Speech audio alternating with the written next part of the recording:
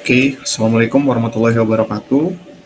Kami dari kelompok 10 RTIB ingin mempresentasikan tugas besar, yaitu review paper yang berjudul Unlocking the Potential of Vietnamese Supply Chain with Digitalization, a Bibliometric Analysis and Systemic Literature Review.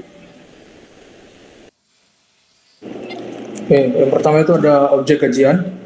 Objek kajian pada jurnal ini adalah rantai pasok yang ada di Vietnam, khususnya dalam konteks transformasi digital. Penelitian ini secara khusus menelaah bagaimana digitalisasi mempengaruhi sistem manajemen rantai pasok di negara berkembang seperti Vietnam, termasuk tantangan dan peluang yang ditimbulkan.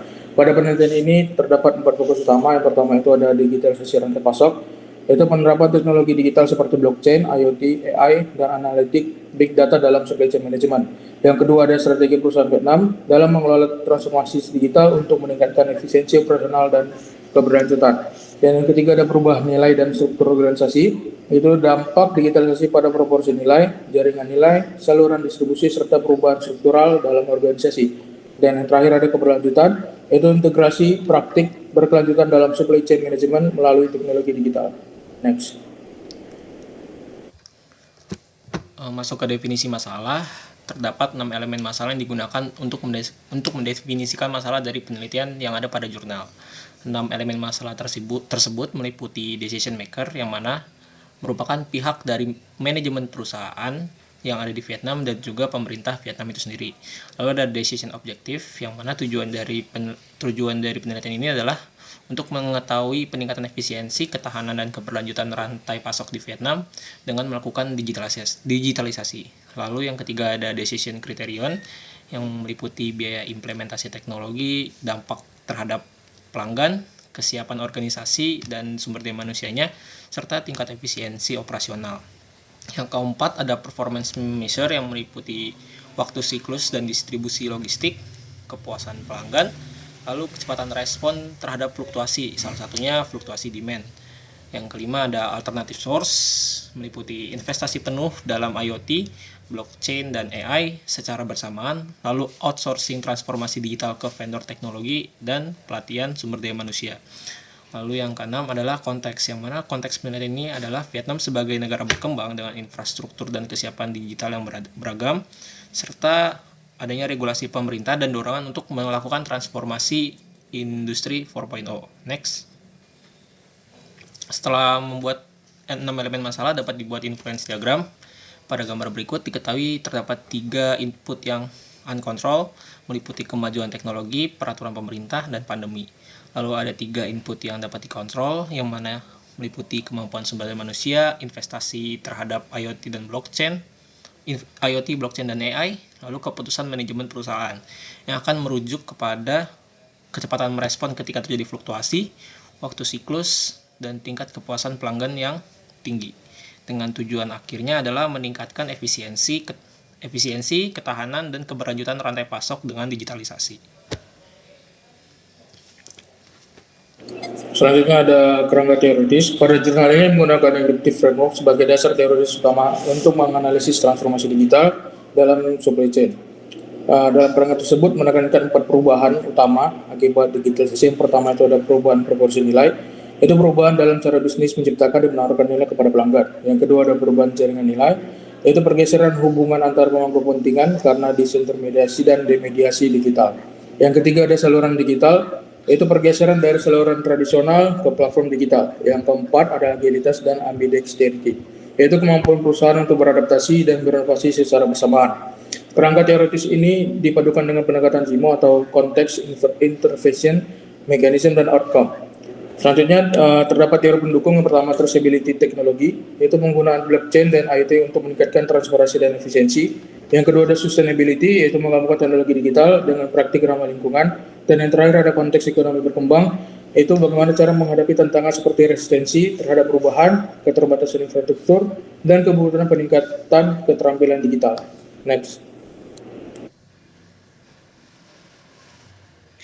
Oke, sesuai dengan judul yaitu adalah analisis bibliometrik dan juga tinjauan literatur yang sistematis, di mana hasil penelitian ini dirangkum melalui 5 tema dengan leveraging fail inductive framework untuk mencapai keberlanjutan rantai pasok. sebagian juga, yaitu yang pertama ada tingkat ketidakpastian yang tinggi di Vietnam, lalu selanjutnya ada perubahan struktural yang penting untuk keberhasilan, yang ketiga ada digitalisasi, yang keempat ada perubahan dalam jalur penciptaan nilai, dan yang kelima itu ada hambatan organisasi, yang tujuannya adalah untuk menuju keberlanjutan dalam supply chain melalui logistik hijau, adopsi teknologi operasional dan penjualan digital, pemanfaatan AI, IoT, dan juga blockchain, perluasan infrastruktur digital, dan juga kemitraan. Next. Oke, dari 5 tema rangkuman tersebut terdapat hasil yang pertama itu diperlukan pengelolaan terhadap ketidakpastian seperti ketidakpastian demand, globalisasi, dan juga sejenisnya dalam digitalisasi rantai pasokan.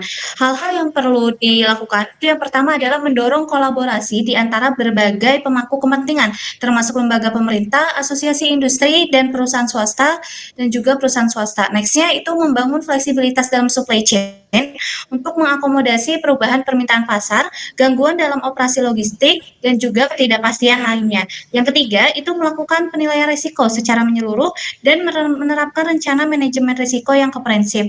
Dan yang terakhir adalah memberikan program pendidikan dan juga pelatihan kepada pekerja dan juga stakeholder yang terlibat. Tujuannya adalah untuk membangun kesadaran dan memahami tentang manfaat dari digitalisasi itu sendiri. Next-nya. Oke, kalau tadi hasil yang pertama adalah perlu adanya pengelolaan ketidakpastian. Selanjutnya adalah hasilnya tingkat kematangan digitalisasi supply chain management di Vietnam itu masih rendah. Berdasarkan survei yang telah di-share, yaitu ada 15 responden yang hanya 15 responden yang menggunakan digitalisasi dalam supply chain manajemennya. Itu yang pertama adalah penggunaan software dari SCM itu sendiri. Dan yang kedua adalah penggunaan software dari Enterprise Research Planning atau ERP. Perusahaan didorong untuk secara strategis memanfaatkan potensi transformatif teknologi informasi atau TI. Nah, untuk contoh penerapannya itu yang pertama ada otomasi, di mana otomasi ini adalah ditandai dengan mengotomatiskan proses-proses manual dalam organisasi. Contohnya adalah penggunaan sistem barcode. Terus selanjutnya ada informate up, di mana ini adalah memberikan informasi kepada manajemen sebagai dasar dalam pengambilan keputusan. Lalu ada informate down, di mana informasi tidak hanya bisa diakses oleh manajemen yang paling atas aja, tetapi juga untuk seluruh karyawan, supaya untuk pengambilan keputusannya itu bisa secara real time. Lalu yang terakhir itu ada transformasi atau transfer, di mana tahapan ini merupakan puncak dari evolusi digital, di mana teknologi informasi dimanfaatkan tidak hanya untuk mendukung proses yang ada, tetapi juga untuk mendefinisikan ulang model bisnisnya. Next. Oke, yang terakhir itu adalah gimana supply chain management yang berkelanjutan 4.0 di Vietnam itu sendiri. Untuk menuju supply chain management yang berkelanjutan 4.0 di negara Vietnam itu sendiri, perlu melakukan beberapa hal. Yang pertama adalah mengefisiensi operasional melalui penggunaan teknologi digital, di mana ini perlu adanya penggunaan teknologi terkait analitik data dan juga algoritma optimasi secara digitalisasi dengan adopsi teknologi yang memungkinkan perencanaan rute yang lebih efisien karena waktunya yang real time. Terus yang terakhir adalah kombinasi digitalisasi dan keberlanjutan meningkatkan reputasi dan juga daya saing dari bisnis itu sendiri. Next. Baik, kesimpulan yang dapat diambil yaitu digitalisasi supply chain di Vietnam memiliki potensi besar untuk meningkatkan efisiensi, ketahanan, dan keberlanjutan, tetapi juga menghadapi berbagai tantangan yang kompleks. Permasalahan utama yang diamati mencakup tingginya tingkat ketidakpastian dalam konteks lokal, keterbatasan infrastruktur, kurangnya kesiapan organisasi untuk berubah, serta tingkat kematangan digital yang masih rendah. Meski begitu, peluang besar juga terlihat melalui penerapan teknologi seperti IoT, blockchain, big data, dan AI yang telah mulai diterapkan dalam sektor-sektor kunci termasuk logistik, pertanian, dan e-commerce. Keberhasilan digitalisasi supply chain itu sangat bergantung pada kesiapan internal perusahaan dan pemerintah untuk menciptakan ekosistem yang mendukung inovasi dan investasi teknologi melalui kebijakan insentif, pembaruan regulasi, dan dukungan terhadap praktik keberlanjutan. Baik, sekian presentasi dari kelompok 10. Kurang lebihnya mohon maaf. Wassalamualaikum warahmatullahi wabarakatuh.